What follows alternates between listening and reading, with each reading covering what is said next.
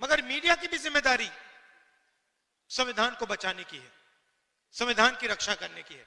मगर ये जो है, ये आजकल संविधान की रक्षा नहीं कर रहे हैं, ये हमारी मदद नहीं कर रहे हैं। इसलिए मैंने शुरुआत में इनके बारे में बोला।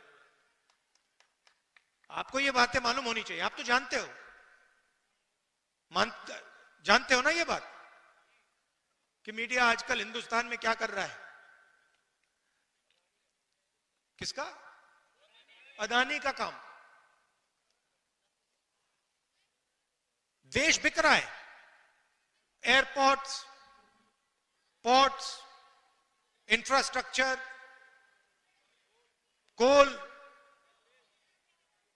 रेलवे, सारा का सारा बिक रहा है। कांग्रेस पार्टी लड़ रही है, मैं लोकसभा में लड़ रहा हूं, सड़कों पे लड़ रहा हूं, कांग्रेस पार्टी लड़ रही है, मगर मीडिया वाले हमारी मदद नहीं कर रहे हैं। कोई प्रॉब्लम नहीं है, हम लड़के जीत के दिखाएंगे आपको। देखिए, दो तीन चीजें आपसे मैं कहना चाहता हूं, दो तीन चीजें मैं आपसे कहना चाहता हूं। कन्याकुमारी से कश्मीर तक कांग्रेस पार्टी के लाखों लोग चले। यात्रा में हमने एक नारा दिया, नफरत के बाजार में मोहब्बत की दुकान खोलनी है।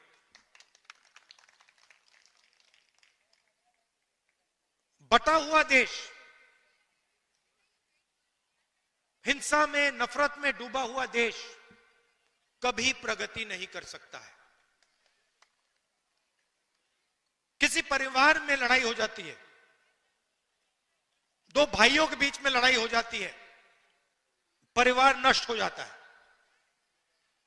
आप सोचिए, अगर देश के बीच में लड़ाई हो जाए तो कैसे प्रगति हो सकती है। इसीलिए हमने भारत छोड़ो यात्रा की, कन्याकुमारी से कश्मीर, समुद्र से लेकर पहाड़ों तक 4000 किलोमीटर हम चले। और देश में हमने, कांग्रेस पार्टी ने, हम सब ने मिलकर मैसेज दिया कि यह देश भाईचारे का देश है, मोहब्बत का देश है, नफरत का देश कभी नहीं हो सकता। तो पहली बात आपको मैं ये कहना चाहता हूं, ये बीजेपी के लोग और खास तौर से जो हमारे यहां युवा हैं, मैंने देखा एनसीसी के यहां लड़के लड़कियां हैं, जब भी कोई हिंदुस्तान को बांटने का काम करता है, एक धर्म को दूसरे धर्म से लड़ाता है, एक भाषा को दूसरी भाषा से लड़ाता है, एक जात को दूसरी जात से लड़ाता है, आपको रोकना पड़ेगा। आप इस बात को एक्सेप्ट नहीं कीजिए कि इस देश में नफरत होगी। यह मोहब्बत का देश रहा है और यह मोहब्बत का देश रहेगा।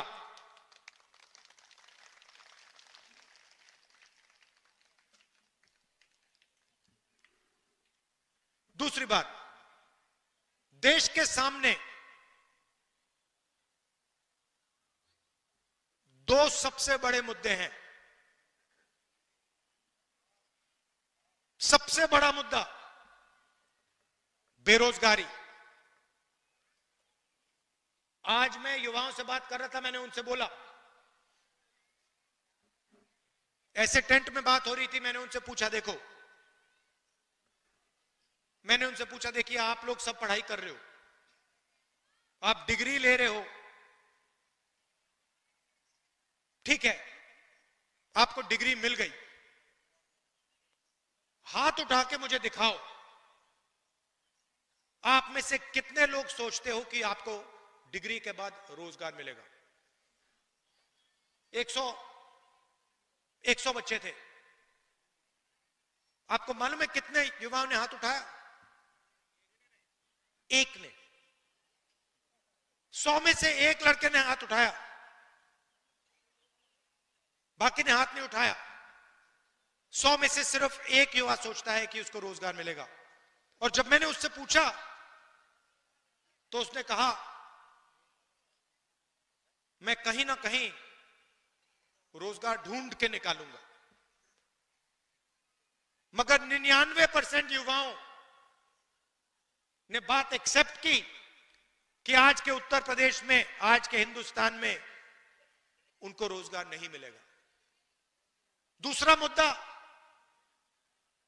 महंगाई।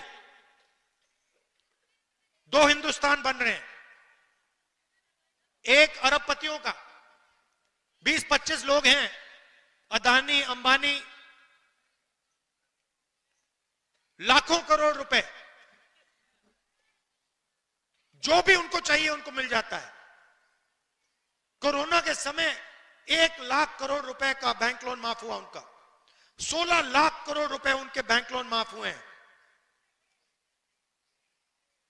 और दूसरा हिंदुस्तान, आपका हिंदुस्तान, हमारा हिंदुस्तान, मेहनत का हिंदुस्तान, मजदूरों का, किसानों का, बेरोजगार युवाओं का हिंदुस्तान। हमें ये दो हिंदुस्तान नहीं चाहिए।